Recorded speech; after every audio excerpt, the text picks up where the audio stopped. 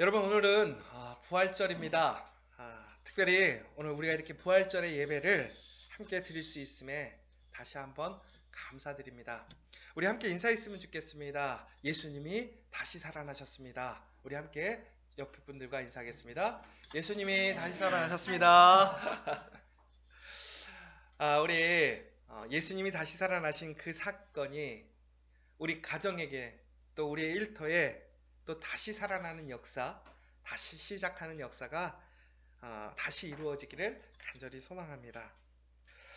오늘 말씀을 보시면 특별히 이제 다니엘이 그 위기 속에서 아무도 풀 수 없는 그 수수께끼와 같은 그 임무 속에서 하나님께 기도하게 되었습니다. 그리고 그는 하나님께 응답을 받게 되었습니다. 우리가 이처럼 어려운 일들, 우리가 전혀 경험해보지 못한 그 위기 속에서도 우리는 항상 하나님의 선하신 계획을 소망할 수 있습니다. 왜냐하면 하나님이 우리를 사랑하시기 때문에 그렇습니다. 더 나아가서는 하나님께서 우리를 향한 선하신 계획이 있기 때문에 그렇습니다. 여러분 오늘 다니엘을 다시 한번 묵상하시면서 우리가 항상 잊지 않아야 될 것이 있습니다. 하나님은 선하신 분입니다. 하나님은 우리를 사랑하시는 분입니다. 그러므로 어떤 환난과 시험, 어떤 두려움과 불안 앞에서도 우리는 결코 낭망하지 않습니다. 왜냐하면 하나님이 우리와 함께 하시기 때문에 그렇습니다. 그 하나님의 함께 하심이 결국은 우리를 다시 살리셨습니다. 오늘 그 믿음으로 다시 한번 말씀을 붙들고 말씀 안에서 우리가 이제 이 세상에서 그 부활의 영광, 기쁨 안에 살아가는 우리가 어떻게 살아가야 될지를 다시 한번 깊이 있게 묵상하고 나누는 이 시간이 되었으면 좋겠습니다. 오늘 다니엘이 이제 왕 앞에 나아가게 됩니다. 그가 하나님께 응답을 받고 나아가게 됩니다. 오늘 다니엘 2장 26절에서 28절의 말씀을 보면 이렇게 나와 있습니다. 왕이 대답하여 벨드사살이라 이름한 다니엘에게 이르되 내가 꾼 꿈과 그 해석을 내가 능히 내게 알게 하겠느냐 하니 다니엘이 왕 앞에 대답하여 이르되 왕이 물으신 바 은밀한 것은 지혜자나 술객이나 박수나 점쟁이가 능히 왕께 보일 수 없으되 오직 은밀한 것을 나타내실 이는 하늘에 계신 하나님이시라. 그가 느부갓네살 왕에게 후일에 될 일을 알게 하셨나이다. 왕의 꿈, 곧 왕이 침상에서 머릿속으로 받은 환상은 이러하니이다. 여러분, 오늘 왕이 많은 그들의 신하에게 명령하는 것은 아무도 풀 수 없는 아주 어려운 일이었습니다. 엄밀히 보면 불가능한 일이었죠. 그래서 오늘 다니엘도 이렇게 얘기를 합니다. 왕의 명령은 불가능한 일입니다. 그런데 하나님께서 그 불가능한 일을 드러내셨다라는 거예요. 이루셨다라는 것입니다. 그런데 그것은 단순히 다니엘에게 능력이 있음을 보여주시기 위함이 아니라 바로 하나님의 계획이 있음을, 하나님의 뜻에 느부갓네살이 순종하고 알게 하시려는 하나님의 계획이었다라는 것이죠. 근데 여러분 우리가 여기서 한번 생각해 볼 것이 있습니다. 뭐냐? 오늘 느부갓네살이 꿈을 꾸었습니다. 그리고 그 꿈 때문에 고민을 했어요. 그리고 그 꿈을 이해하지 못하니까 그가 심히 괴로웠습니다. 그래서 그 꿈을 풀어줄 사람들을 찾은 거죠. 그러나 그 꿈을 찾을 사람들을 아주 절실하고 절박한 상황까지 몰고 가게 되는 모습을 보게 됩니다. 그런데 느부갓네살이 꿈을 꾼 시점에 대해서 우리가 한 번 더 생각을 좀 해봐야 된다는 것이지요. 여러분 느부갓네살이 왕이 된 지 2년이 지났습니다. 여러분 제국의 왕이 되었어요. 그런데 느부갓네살이 이 왕이 되었던 이 2년 후의 상황은 더욱더 어떤 상황으로 펼쳐지냐면 그가 아수르라는 가장 최고의 제국을 무너뜨렸습니다. 더 나아가서 아수르를 돕던 쌍벽, 그러니까 최고의 또한 강력한 전통의 그 나라 애굽마저도 무릎 꿇게 만들었습니다. 결국은 바벨론이라는 이 나라가 그 지역의 가장 최고의 나라, 가장 힘 있는 나라가 되었다라는 것입니다. 바로 그 시점 승리자, 다스리는 사람이 되었던 사람이 바로 느부갓네살입니다. 여러분 한번 생각해 보세요. 여러분들이 꿈꾸고 바랬던 일들이 이루어졌어요. 여러분들이 세상에서 가질 수 있는 최고의 힘을 갖게 되었습니다. 어떤 누구도 도전할 수 없는 최고의 자리에 오르게 된 거예요. 그런데 바로 그때에 느부갓네살이 꿈을 꿨다라는 거죠. 근데 여러분 여기서 한번 생각해 보십시오. 그가 꿈을 꿨다라는 것이 단순히 꿈을 꾼 것이 아니라 그가 생각하고 있었다라는 거예요.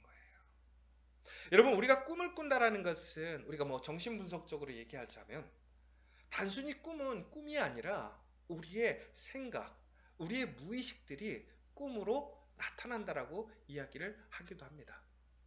그러면 느부갓네살이 꿈을 꿨다라고 하는 것은 단순히 그가 갑자기 뜬금없이 하늘에서 환상과 계시를 본 것이 아니라 그가 이러한 일련의 사건들 속에서 그가 최고의 자리에 오른 그 시점에 그는 항상 생각하는 것이 있었더라는 거예요. 그게 무엇이었느냐? 바로 그 나라의 미래에 대해서. 그런데 그 미래라는 것이 항상 밝은 것만은 아니었다라는 거예요. 여러분 우리가 중국을 여행을 해보면 저도 중국을 못 가봤는데 북경에 가보면 자금성이죠. 황제가 살고 있는 성. 그런데 여러분 거기에 아주 특이한 점이 한 가지가 있다고 합니다. 뭐냐? 나무가 한 그루도 없대요. 저도 그 얘기를 듣고 생각해 보니까 그 성에 나무가 없더라고요. 그 성 자체밖에 없는 거예요.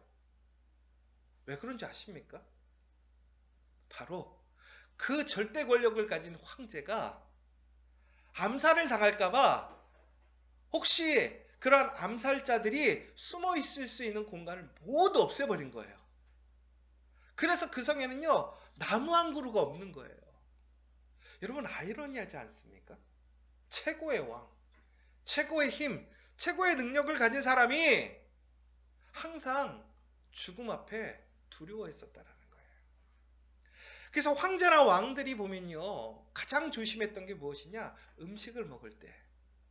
그래서 황제나 왕이 음식을 먹을 때는 항상 먼저 먹지 않고 누군가가 먼저 그 음식을 먹어서 안전했을 때 먹었었습니다. 느부갓네살이 최고의 자리에 올랐어요. 최고의 힘을 얻었습니다.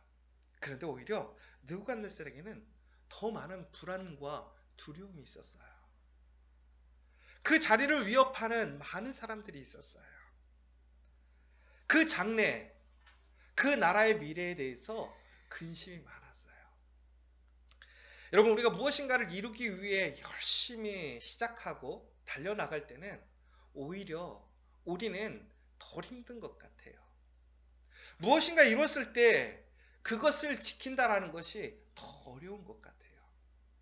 여러분 결혼하는 게 어려울까요? 결혼 생활을 유지하는 게 어려울까요?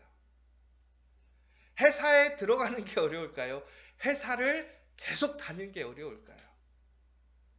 신앙생활을 시작하는 게 어려울까요? 신앙생활을 유지해가는 게 어려울까요?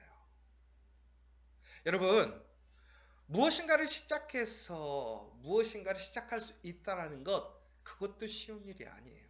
그런데 우리가 무엇인가를 시작해서 그것을 통해서 얻게 되었던 것들을 지키고 유지한다는 것은 더 어려운 일인 것 같아요. 특별히 느부갓네살 바벨론을 최고의 나라가 되게 했어요. 최고의 힘을 갖고 되었습니다.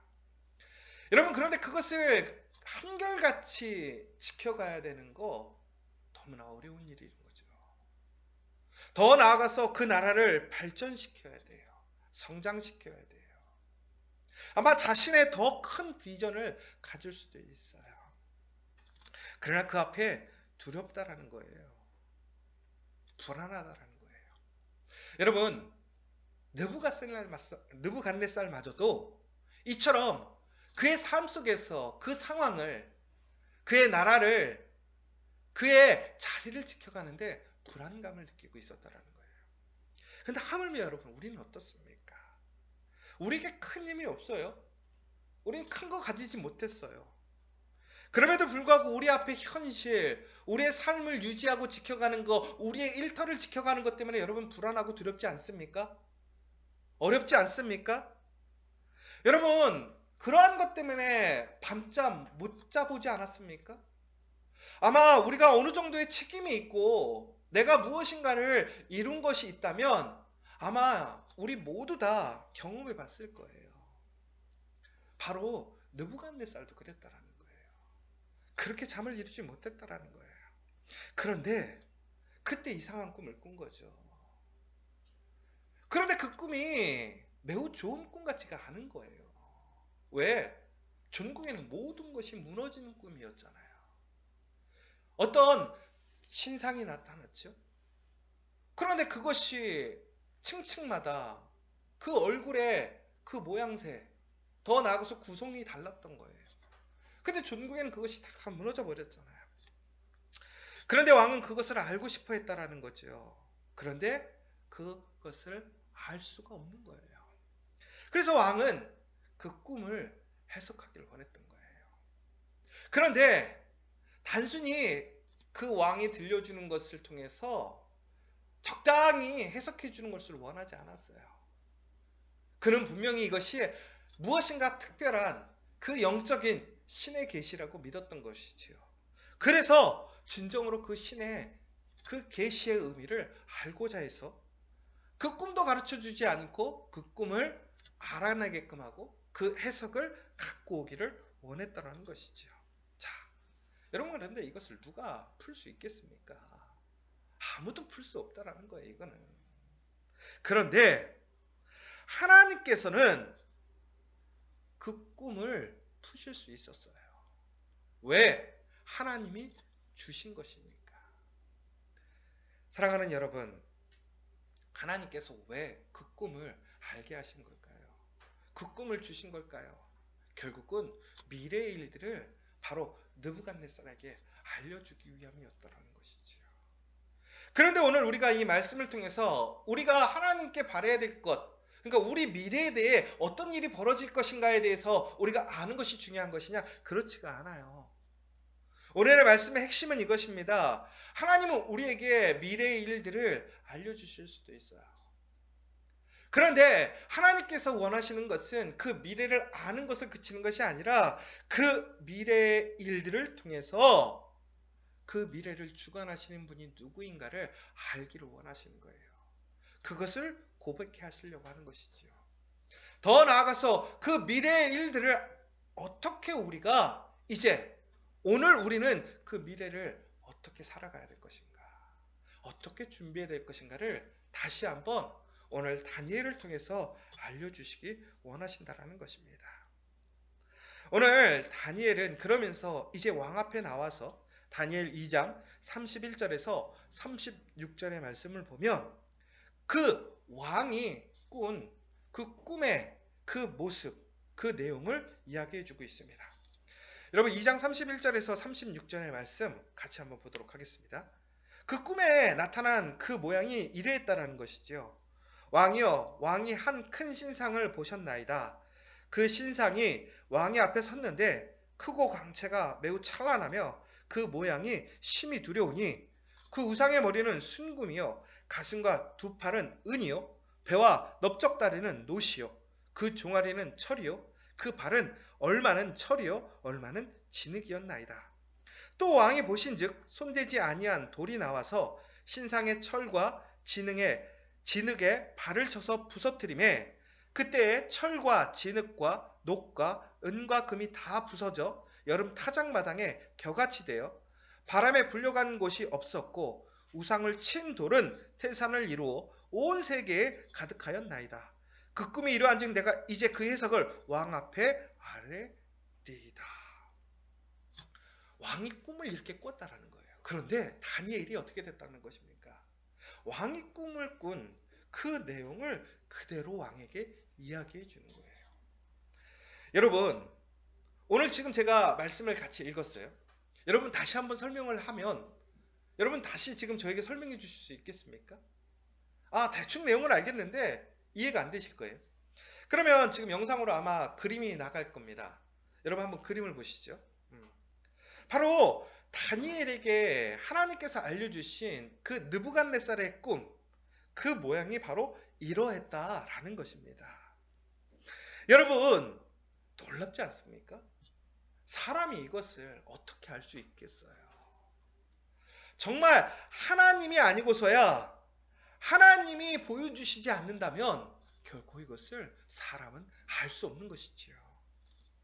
그런데 하나님께서는 오늘 이 꿈을 느부갓네살에게 꾸게 하신 거예요. 그리고 다니엘을 통해서 느부갓네살이 꾼 꿈을 다시 알게 하시고 말하게 하신 거예요. 여러분 하나님이 하시는 일은 이처럼 놀라운 일이에요. 사람이 할 수 없는 불가능한 일을 가능케 하시는 분이 하나님이시라는 것이죠. 그런데 여러분 오늘 이 본문의 내용을 가지고 우리는 이제 역사적으로 혹은 우리가 알레고리적으로 무엇인가를 해석할 수도 있습니다. 그런데 우리가 일반적으로 성경에서는 오늘 보여 있는 것처럼 금신상의 머리는 바벨론을 뜻하고 또 그 가슴은 메데, 바사, 페르시아를 얘기하는 것이죠. 그 다음에 우리 엉덩이 부분, 거기는 헬라, 그리스를 얘기하고 다리는 철로 된 로마를 얘기하고 그 밖에 그 다리는 흙과 이 철이 섞여 있는 그 다음 바로 오늘까지의 세상을 이야기한다라고 우리는 일반적인 상식으로 이해하고 있습니다. 그런데 여러분 여기서 우리가 다시 한번 우리가 이 본문의 내용을 가지고 각각의 그 형상의 모습들이 무엇을 의미하는가를 우리가 이해하는 것도 되게 중요하겠지만 그것보다 더 중요한 것이 하나 있습니다. 그것이 무엇이냐? 바로 출애굽기 20장 22절에서 25절의 말씀을 함께 좀 보도록 하겠습니다. 출애굽기 20장 22절에서 25절의 말씀인데요. 우리 함께 영상으로 나가고 있는 그 본문 같이 읽도록 하겠습니다. 여호와께서 모세에게 이르시되 너는 이스라엘 자손에게 이같이 이르라. 내가 하늘로부터 너희에게 말하는 것을 너희 스스로 보았으니 너희는 나를 비겨서 은으로나 금으로나 너희를 위하여 신상을 만들지 말고 내게 토단을 쌓고 그 위에 내 양과 소로 네 번째와 화목제를 드리라. 내가 내 이름을 기념하게 하는 모든 곳에서 내게 임하여 복을 주리라. 내가 내게 돌로 제단을 쌓거든 다듬은 돌로 쌓지 말라. 내가 정으로 그것을 쪼면 부정하게 함이니라. 그리고 마가복음 12장 10절에 보면 또 이렇게 나와 있습니다. 너희가 성경의 건축자들이 버린 돌이 모퉁이의 머릿돌이 되었나니. 그럼 제가 지금 읽은 내용과 오늘 다니엘이 그 본 신상에 대한 내용들 무슨 내용이 있느냐? 결국에는 오늘 이 느부갓네살이 꾼 꿈을 통해서 지금 머리 신상은 바벨론을 뜻하고 있는 거죠. 그럼 결국에는 바벨론이라는 나라가 이처럼 아름답고 존귀하고 능력 있는 모습을 갖고 있다는 거예요. 그런데 그 바벨론이라는 나라가 영원하지는 않다는 것이죠. 결국엔 어떻게 됐습니까? 오늘 보는 것처럼 제국이 바뀌어요. 아수르에서 바벨론으로 나왔던 것처럼 바벨론도 이제 페르시아, 헬라, 로마 그 밖에 많은 나라들로 이제 그 시대의 주권이 강력한 힘이 바뀌게 되는 것이죠. 그런데 문제는 이렇게 화려하고 대단해 보이는 강력한 그 시기를 다스리는 나라들마저도 전국에는 어떻게 되느냐? 다듬어지지 않았던 돌들이 오므로 인해서 그것이 어떻게 되었습니까? 무너져 버리는 거예요. 흩어져 버리는 거예요. 결국엔 어떻게 사라져 버립니다. 여러분, 이 강력하고 대단해 보이는 것들을 세운 게 누구냐? 사람들이에요. 제국이에요. 그래서 황금과 같고 은과 같고 강철과 같아 보여요. 정말 대단해요. 아무나 만들 수 없는 것이지요. 견고해 보이고 무너지지 않을 것 같아요. 화려해요.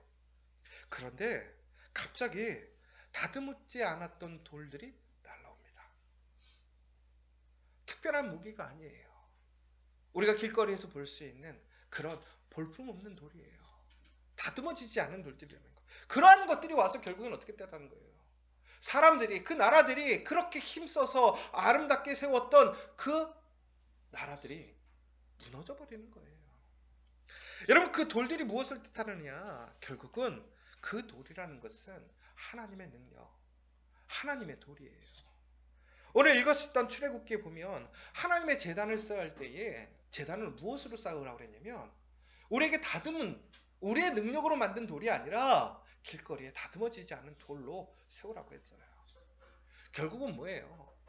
하나님께 예배를 드리는 것 우리의 능력으로 예배 드리는 거 아니에요. 결국은 누구의? 하나님의 능력. 하나님을 통해서 예배 드릴 수 있는 것이지요. 더 나아가서 가장 귀중한 돌이 뭐예요? 하나님이 사용하시는 돌이에요. 뭔가 다이아몬드라든가 그것 자체가 특별한 것이 아니라 하나님이 사용하시는 것이 결국에는 머릿돌이 될 수 있다는 거예요. 사랑하는 여러분, 우리가 사는 세상은 겉만 화려합니다. 그러나 전국에는 그 생명이 영원할 수 없다는 것이지요. 결국은 다니엘 2장 40절에서 43절에서 다시 한번 이것에 대해서 얘기를 하는 거예요. 강한 것 같지만 철과 진흙이 섞여 있는 것에 불과하고 그 작은 돌, 다듬어지지 않은 돌에 의해서 무너지는 것이 바로 이 세상과 동일하다는 거예요. 여러분, 다니엘 2장 44절에서 2장 45절 다시 한번 읽어보도록 하겠습니다. 같이 읽도록 하겠습니다. 시작. 이 여러 왕들의 시대에 하늘의 하나님이 한 나라를 세우시리니 이것은 영원히 망하지도 아니할 것이요 그 국권이 다른 백성에게로 돌아가지도 아니할 것이요 도리어 이 모든 나라를 쳐서 멸망시키고 영원히 설 것이라. 손대지 아니한 돌이 산에서 나와서 새와 녹과 진흙과 은과 금을 부서뜨린 것을 왕께서 보신 것은 크신 하나님이 장래일을 왕께 알게 하신 것이라. 이 꿈은 참되고 이 해석은 확실하니다 하니라. 여러분, 전국에는 그 모든 것을 계획하시고 만드는 것도 하나님이시고 부시는 것도 하나님이십니다. 결국은 여러분, 우리가 이 세상을 살아가면서 내가 바둥바둥 지키고 싶지만 내가 무엇인가를 이루고 싶지만 전국에는 그것을 이루게 하시는 것이 누구냐? 하나님이시라는 거예요. 무너뜨리게 하는 것도 하나님이시라는 거예요. 여러분, 느부갓네살이 이 세상을 손에 넣었어요. 그가 가장 강력한 힘을 얻게 되었어요. 그런데 그는 그의 앞날에 대해서 그 한 치 앞도 알아볼 수가 없어요. 더 나아가서 그 나라가 전국에는 40년밖에 유지하지 못하게 됩니다. 왜? 하나님의 손, 하나님의 계획에서 벗어나니까. 이처럼 우리는 하나님이 정하신 그 운명대로 그 계획대로 나아갈 수밖에 없는 거예요. 결국은 하나님을 떠나서는 죽음밖에, 무너짐밖에 없다라는 것이에요. 여러분, 전국에는 이 느부갓네살이 어떻게 됩니까? 다니엘 앞에 무릎을 꿇습니다. 다니엘을 죽이려고 했던 그 권세 있는 그 세상을 평정했던 사람이 하나님을 인정하고 그가 무릎을 꿇습니다. 하나님을 알게 되는 거예요. 여러분, 세상의 그 어떤 것도 하나님 앞에 하나님을 이길 수 없습니다. 모든 것은 다 하나님 앞에 무릎을 꿇을 수밖에 없다라는 거예요. 여러분, 더 나아가서 세상에 이런 힘과 능력을 가진 사람뿐만이 아니라 우리를 죽일 수 있는 그 사망과 그 죽음마저도 하나님 앞에서는 결코 우리를 이길 수 없다라는 거예요. 사랑하는 여러분, 오늘은 부활절입니다. 오늘 우리가 다니엘을 통해서 우리가 다시 한번 고백할 수 있는 것은 우리가 이 삶을 살아가면서 오늘 살아가면서 우리는 너무나 힘있고 능력 있는 것들을 많이 보게 됩니다. 우리는 너무나 위축되고 오히려 우리의 삶의 기준을 그것으로 잡아야 할지 우리는 고민할 때도 너무나 많이 있습니다. 그러나 여러분, 기억하십시오. 그 모든 것을 만드신 분이 누구인가? 그 생사화복을 주관하시는 분이 누구인가? 더 나아가서 영원히 죽을 수밖에 없는 그 미약하고 연약한 우리이지만 하나님이 사용하시고 하나님이 붙드시면 그것이 생명이 있게 되고 다시 살아나게 되고 그렇게 화려하고 강력했던 그 모든 것을 무너뜨리는 바로 하나님의 강력한 무기가 됨을 기억하시기 바랍니다. 여러분, 부활절입니다. 이 부활절은 다시 하나님께서 우리를 살리신 날입니다. 하나님의 자녀들을 다시 하나님의 권세에 있는 사람으로 세우신 날입니다. 여러분, 그 사실을 기억하시고 오늘 기억하셨으면 좋겠어요. 그런데 여러분, 어떤 사람들은 이렇게 얘기해요. 며칠 전에도 어떤 신문에서 이런 기사를 봤어요. 하나님께서 이 땅에 예수님을 보내시고 이 땅에 오신 예수님의 그 죽음은, 그 부활은 육체적인 부활이 아니다. 여러분, 예수님이 정말로 육체적으로 부활하셨다고 믿으십니까? 그분의 이야기가 이런 이야기였어요. 과학적으로 불가능합니다. 지금 세상이 어떤 세상인데 죽은 사람이 다시 살아날 수 있을까요? 우리가 성서를 해석할 때에 우리는 그 문자적인 해석도 중요하겠지만 그것의 의미를 더욱더 깊이 있게 묵상해야 됩니다. 여러분, 이 이야기가 사실일까요? 여러분, 그런데 성경에서는 분명히 무엇이라고 되어 있습니까? 예수님께서 3일 만에 죽음 가운데서 부활하셨습니다. 육체가 부활하셨습니다. 여러분, 예수님께서 십자가에 달려 돌아가신 그날 마태복음 25장 50절부터 54절에 보면 이렇게 나와 있습니다. 예수께서 다시 크게 소리 지르시고 영원히 떠나시니이다. 이에 성소 휘장이 위로부터 아래까지 찢어져 둘이 되고 땅이 진동하며 바위가 터지고 무덤들이 열리며 자던 성도의 몸이 많이 일어나되 예수의 부활 후에 그들이 무덤에서 나와서 거룩한 성에 들어가 많은 사람들에게 보이니라. 그러자 어떻게 됐습니까? 백부장과 및 함께 예수를 지키던 자들이 지진과 그 일어난 일들을 보고 심히 두려워하여 이르되 이는 진실로 하나님의 아들이었도다 하더라. 여러분, 예수님이 죽으신 그날에 예수님의 그 부활의 징조로 그 앞에 확신으로 죽었던 사람들이 일어났다라는 거예요. 그런데 그것을 누가 보았다라는 거예요? 예수님을 인정하지 않고 부정하고 예수님을 죽였던 그 사람들이 그 사실을 경험하게 되었다라는 거예요. 그리고 예수님을 하나님의 아들이라고 고백했다라는 것이지요. 마태복음 28장 5절에서 또 10절의 말씀을 보십시오. 예수님께서 부활하셨습니다. 예수님께서 육체로 부활하셨습니다. 그리고 그의 제자들에게 나타나셨습니다. 28장 10절에 보면 이렇게 나오죠. 이에 예수께서 이르시되 무서워하지 말라. 가서 내 형제들에게 갈릴리로 가라 하라. 거기서 나를 보리라 하시니라. 예수님이 육체로 다시 살아나셨다라는 거예요. 그리고 예수님의 제자들에게 나타나셨고 나를 다시 보게 될 것이라고 이야기를 하신다라는 것이지요. 28장 16절 17절에 보면 이렇게 나옵니다. 11 제자가 갈릴리에 가서 예수께서 지시하신 산에 이르러 예수를 배웁고 경배하나 아직도 의심하는 사람들이 있더라. 사랑하는 여러분, 예수는 부활하셨습니다. 죽으시고 그 죽으심을 이기시고 그 육체 가운데 다시 살아나셨습니다. 불가능한 일일까요? 느부갓네살이 꾼 꿈을 다니엘이 꾼다라는 것은 불가능했습니다. 그가 꾼 꿈이 그렇게 역사적으로 사실로 이루어지는 것이 불가능했습니다. 이것은 사람의 생각인 거죠. 그러나 어떻게 되었습니까? 그것은 이루어졌습니다. 예수는 죽음을 이기시고 부활하셨습니다. 사랑하는 여러분, 이 사실을 기억하는 것이 부활절입니다. 오늘 우리가 우리의 미래를 아는 것이 중요한 것이 아닙니다. 그 미래를 알았을 때 오늘 우리의 고백은 바로 하나님이 하나님이심을 고백하는 것이 중요한 것입니다. 하나님이 이 땅에 예수를 보내셔서 우리를 다시 살리셨음을 믿는 것이 중요한 것입니다.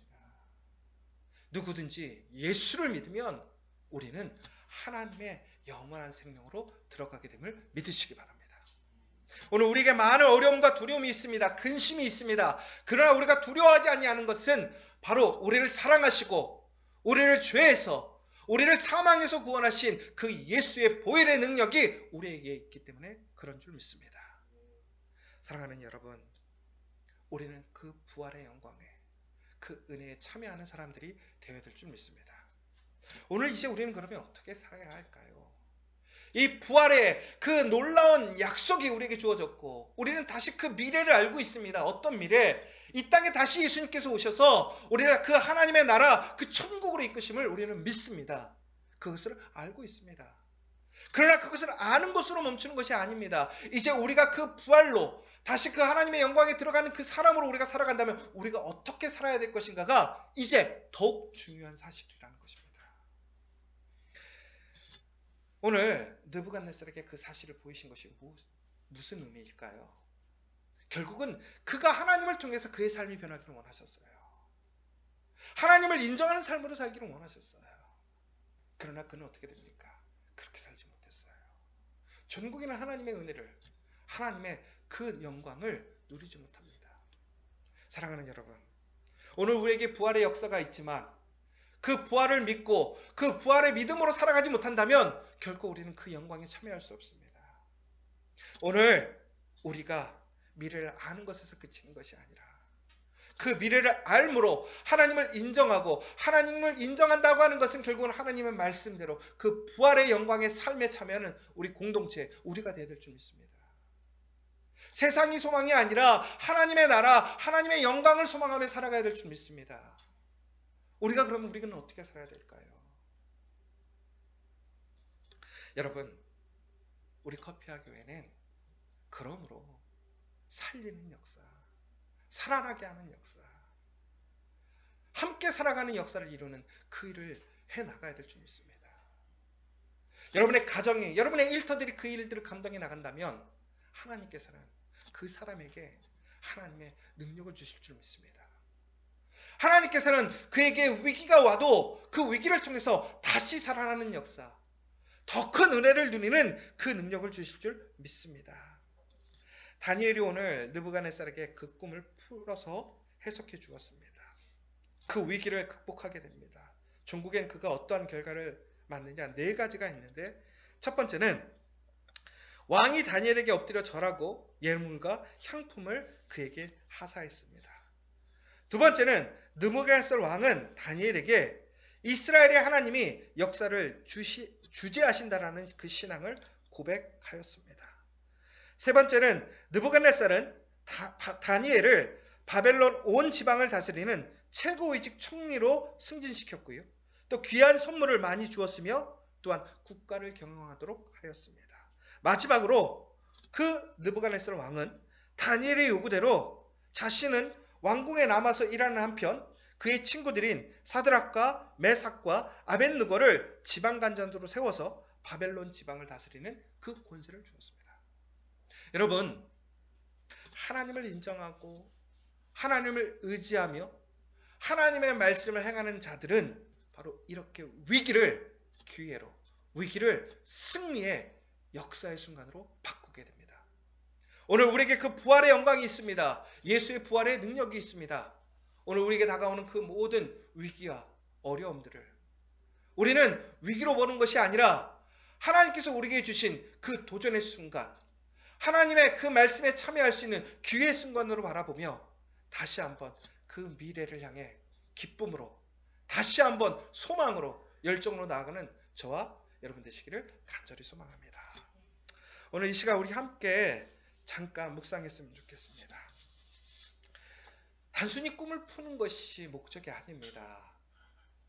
그 꿈을 통해서 우리가 무엇을 해야 하는지, 어떻게 살아야 하는지가 더 중요한 것입니다. 오늘 우리에게 부활의 영광이 주어졌습니다. 부활의 능력이 임했습니다. 이제 우리가 어떻게 살아야 하는지가 더 중요한 것입니다. 오늘 이 시간 다시 한번 우리 조용히 묵상하며 기도하며 나아가는 이 시간 되었으면 좋겠습니다. 우리 한 1분 정도만 조용히 묵상하며 나아가도록 하겠습니다.